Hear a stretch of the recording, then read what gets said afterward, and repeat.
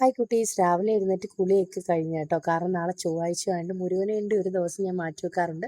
വെറ്റില ദീപം കത്തിക്കാറുണ്ട്. വെറ്റില ദീപം എന്താണ് കത്തിക്കുന്നതെന്നൊക്കെ ചിലർക്ക് ഡൗട്ടൊക്കെ തോന്നും. അപ്പോൾ അതെന്തെങ്കിലുമൊക്കെ ഉണ്ടെങ്കിൽ കമൻറ്റ് ബോക്സിൽ വന്ന് പറഞ്ഞാൽ ഞാൻ അതിൻ്റെ കൂടുതൽ വിവരങ്ങൾ പറഞ്ഞു തരുന്നതായിരിക്കും. എന്നിട്ട് അടുക്കള കയറിയപ്പോൾ അമ്മ ചായയൊക്കെ ഇട്ട് വെച്ചിട്ടുണ്ടായിരുന്നേ. ചായയൊക്കെ കുടിച്ചിട്ട് നേരെ 2 അപ്പമൊക്കെ കഴിച്ചിട്ട്, ഒരപ്പം ഇതിലുള്ളൂ, പക്ഷെ 2 അപ്പം ഞാൻ കഴിച്ചായിരുന്നു. അവിടെ ചൂടോടെ ചുട്ടുതരായിരുന്നു. അപ്പോൾ ഇതിന് തമ്പുരുമോള് ബാഗിൽ ടൈം ടേബിൾ അനുസരിച്ചുള്ള ബുക്കും സാധനങ്ങളൊക്കെ എടുത്ത് വെക്കുവാണ്. ഇത് കപ്പ വേവിച്ച കേട്ടോ. ബീഫ് കറി അടുപ്പിലായതുകൊണ്ട് എടുക്കാൻ പറ്റിയില്ല. പിന്നെ തമ്പുരുമോള് തന്നെയാണ് ഈ സ്നാക്സും. എനിക്കിപ്പം എന്തെങ്കിലും തിരക്കാണെങ്കിൽ അവൾ തന്നെ അതൊക്കെ എടുത്ത് വെച്ചോളും കേട്ടോ.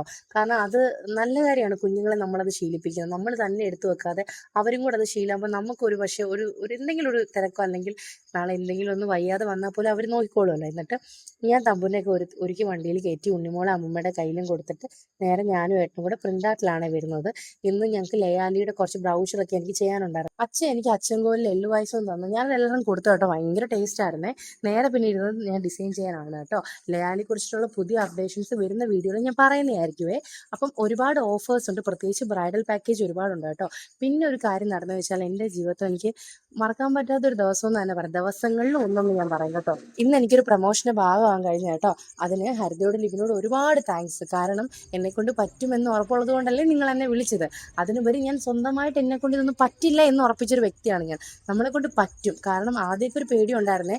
അത് നല്ല കോൺഫിഡൻസ് എനിക്ക് തന്ന് രണ്ടുപേരും തുടക്കത്തിൽ തന്നെ എന്നെ ബൂസ്റ്റ് ചെയ്തുകൊണ്ട് എനിക്ക് നന്നായി ചെയ്യാൻ പറ്റി. കാരണം പബ്ലിക്കായിട്ട് എനിക്ക് ഇങ്ങനെയൊക്കെ നിന്ന് സംസാരിക്കാൻ പറ്റിയിട്ടുണ്ടെങ്കിൽ അത് അവരോട് വലിയൊരു താങ്ക്സ് തന്നെ ഞാൻ പറയണം കേട്ടോ.